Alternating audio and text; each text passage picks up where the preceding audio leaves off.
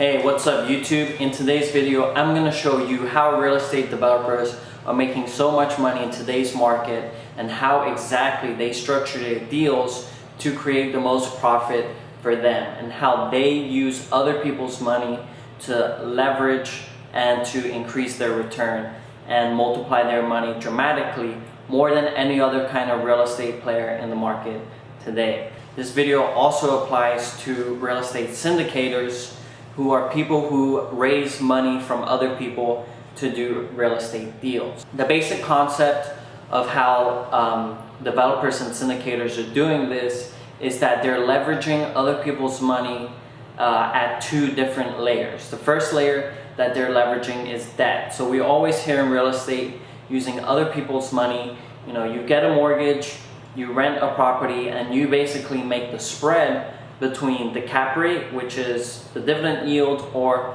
your return on investment if you buy the house cash. So let's say the house makes you an 8% return or a 9% return, and then your debt, which will typically be a lot cheaper. So let's say it's like a 4% debt or a 5% debt. You're basically making the difference between the 8% return and 4% debt. You're making 4% spread there, and you have to put in some equity as well into the mix. And so what real estate developers are doing is that they're tapping multiple equity sources in order to put a deal together. So what a real estate developer, a syndicator, will do is that first they'll bring the debt and they'll make the spread between the asset and the cost of the debt, and then they'll bring in the equity piece. And so they might put a little bit of the equity, but they'll probably only put 10% of the equity. So they'll probably only put like 2% of the entire deal they'll put in equity, and the other 18% will come from an outside investor. And so what the real estate syndicator will do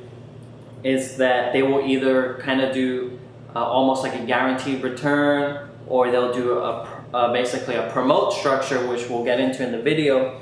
And what they'll do is that they'll basically charge performance fees on the limited partner investment, who is basically the external capital that the syndicator or the developer is bringing into the deal. And so they're leveraging the debt, and then they're leveraging the equity, and they're making profits on the equity as well as on the debt side. And so you're really maximizing the leverage that you can achieve in real estate, and this is something you can't really do in other financial investments, such as in the stock market. But you could do it in private equity, which is when you buy another existing company. So I want to give you an example of how developers are leveraging other people's money so that they can enrich themselves to the fullest. And so I want to kind of make this video to inspire you and give yourself an idea of what potential you have if you're a syndicator or you want to get into real estate development. So if you like this kind of content, be sure you subscribe. I have a lot of videos teaching you how to get into real estate, and also teaching you financial modeling if you want to get into the kind of career that I'm in, which is real estate financial analyst at a real estate development and investment fund. So let's get into it. So I want to use the ultimate example of using other people's money, which is basically a condo development. So you could be a full-time developer, but you could also syndicate a deal like this and bring in a fee developer to actually manage the construction, or you could be the developer and put the deal together and also manage the construction and make those fees. So the developer makes the first fees, or the first source of profit, are actually development and branding fees. And typically that will be 3% of the entire hard cost. So let's do like $100 million condo development. The developer already is going to make $3 million in fees, basically to manage the project and to manage the construction of the project. $3 million. Okay, so now let's get into the rest of the capital stack. So there's going to be debt, of course. So I'm just going to do a bar chart here with all the different sources.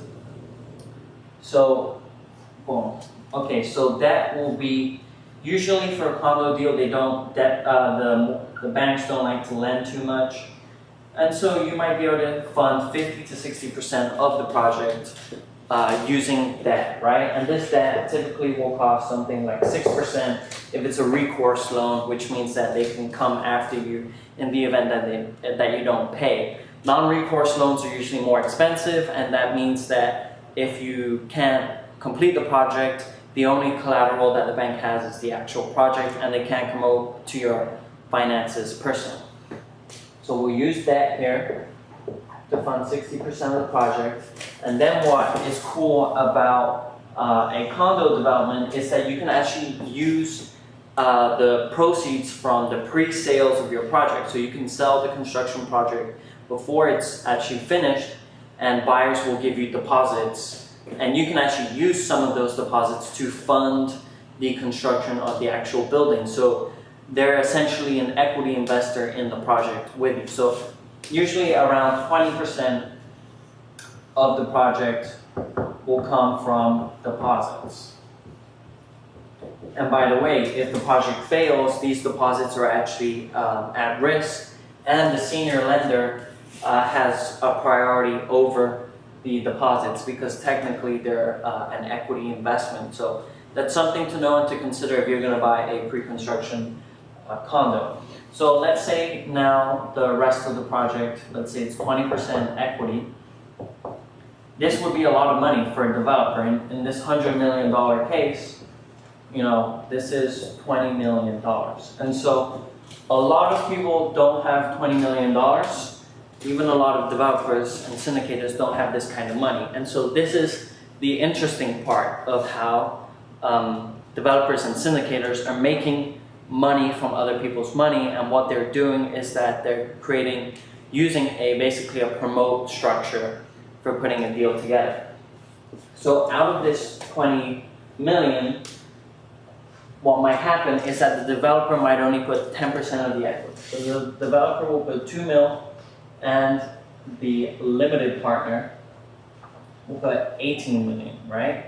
And so there might be multiple limited partners in the deal. Maybe you have 4 people, 5 people, maybe there's only 1 limited partner, kind of depends.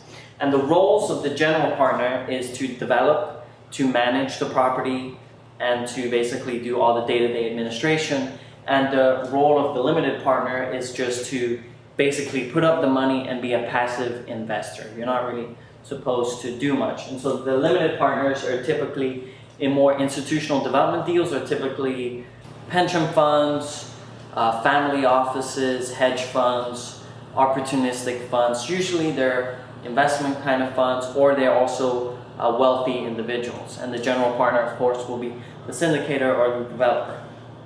So now that they have this, in a typical partnership, you know, if you put 10% and somebody puts 90% of the equity, then the profit should be split 90-10. But how it actually happens here is that the syndicator or the developer can now do some performance fees. And so typically the way how it works is that there's a pref return or a pref hurdle at 8%, which basically means that there will be no performance fees charged until an 8% return is achieved. So until the investor makes all of their money back plus 8%, there'll be no fees, and that's the pref hurdle. After the pref hurdle, now you get the promote structures, which are the performance fees. So typically, anything between 8 to 12% will be a 20% fee on the profits. From 12 to 16, you might have a 30-70 or a 30% performance fee, and anything over 16% will be a 40% performance fee.